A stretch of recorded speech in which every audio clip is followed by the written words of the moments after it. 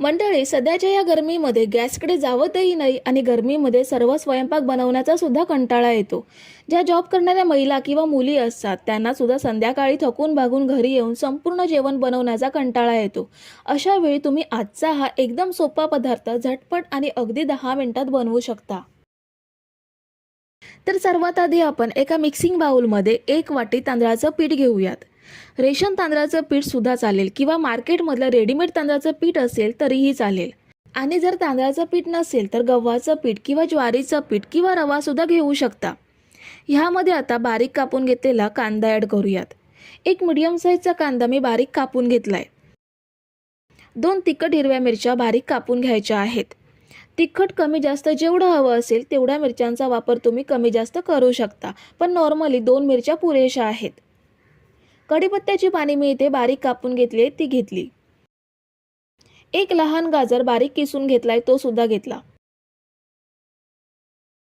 बारीक चिरलेली कोथिंबीर घ्यायची आहे. पाव चमचा हिंग घेऊयात.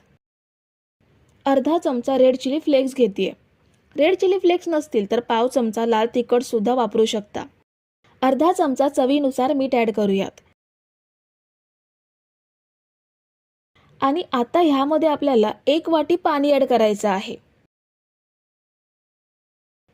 आता हे सर्व साहित्य आपण छान मिक्स करून घेऊयात. बघा, ह्या पदार्थामध्ये साहित्य सुद्धा घरातीलच आणि मोजकच साहित्य आहे. हे तांदळाचं पीठ आपल्याला अजून पातळ करून घ्यायचं आहे. त्यासाठी ह्यामध्ये अजून अर्धी वाटी पाणी ॲड करूयात. पुन्हा एकदा मिक्स करूयात. आता आपल्याला याची कन्सिस्टन्सी चेक करायची आहे. तर हे बघा, पीठ अजूनही घट्ट आहे. जसं ताक असतं ना, अगदी सेम ताकाच्या कन्सिस्टन्सीच एवढं पातळ हे बॅटर आपल्याला तयार करून घ्यायचं आहे.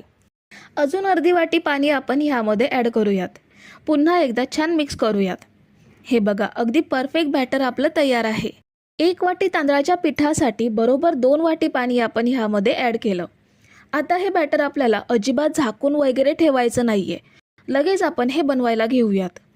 गॅसवरती मी हा नॉनस्टिक तवा तापायला ठेवलाय किंवा आपला जो डोशाचा तवा असतो तो घ्यायचा. तवा चांगला गरम झाला की त्याला तेल किंवा तूप लावून घ्यायचं किंवा बटर सुद्धा घेऊ शकता. आता आपण जे बॅटर बनवून घेतलंय ते आधी चमच्याने व्यवस्थित ढवळून घ्यायचं, कारण पीठ तळायला जाऊन बसतं. व्यवस्थित ढवळून घेऊन मग हे बॅटर तव्यावरती ह्या पद्धतीने पसरवायचं. फक्त इथे एक गोष्ट लक्षात ठेवा, बॅटर पसरवण्याआधी तवा चांगला कडकडीत गरम करून घ्यायचा. गरम गरम तव्यावरती बॅटर पसरवलं तर ते चांगलं पसरलं सुद्धा जातं आणि डोसा अगदी सहज तव्यापासून सेपरेट सुद्धा होतो. बघा, ह्यामध्ये आपण दही, इनो, सोडा असं काहीच वापरलं नाहीये, तरी सुद्धा ह्याला किती छान जाळी पडली आहे. खूप छान दिसतोय आणि हा चवीला सुद्धा खूप छान अप्रतिम लागतो. आता ह्याच्या साईडने थोडं थोडं तेल पसरवूयात.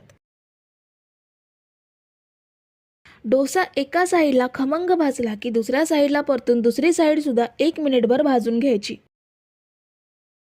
आपला पहिला डोसा तयार आहे, किंवा तुम्ही याला तांदळाचं धिरडं सुद्धा म्हणू शकता. अजून एक डोसा मी बनवून दाखवते. तव्याला तेल लावून घ्यायचं आणि बॅटर पॅनवरती पसरवायचं. गॅस मध्यम ते मोठाच ठेवायचा आणि बॅटर पसरवायचं. वरून तेल सोडून हा डोसा सुद्धा आपण मध्यम ते मोठ्या गॅसवरती खमंग भाजून घेणार आहोत. जर तुम्ही हा गरम गरम खाल्ला तर छान कुरकुरीत लागतो. तुम्ही जर इथेपर्यंत रेसिपी बघताय तर तुम्हाला एक विनंती आहे की व्हिडिओला एक लाईक जरूर करा. तर हा बघा, आपण बनवून घेतलेला पहिला डोसा बघा किती छान दिसतोय आणि जसा तांदळाचा घावना असतो सेम हे डोसे तसेच घावण्यासारखे दिसतात. खायला सुद्धा हे खूप छान लागतात. तुम्ही हे डोसे किंवा धिरडं कुठच्याही चटणीसोबत किंवा टोमॅटो सॉससोबत सुद्धा खाऊ शकता. आणि हे डोसे तुम्ही रात्री जेवणासाठी, नाश्त्यासाठी किंवा मुलांच्या टिफिनला सुद्धा देऊ शकता. तर मंडळी, रेसिपी कशी वाटली हे कमेंट करून नक्की सांगा आणि व्हिडिओला न विसरता लाईक करा. रेसिपी तुमच्या मित्रमैत्रिणींसोबत शेअर करा आणि चॅनलला सबस्क्राईब केलं नसेल तर लगेच सबस्क्राईब करून घ्या. थँक्यू.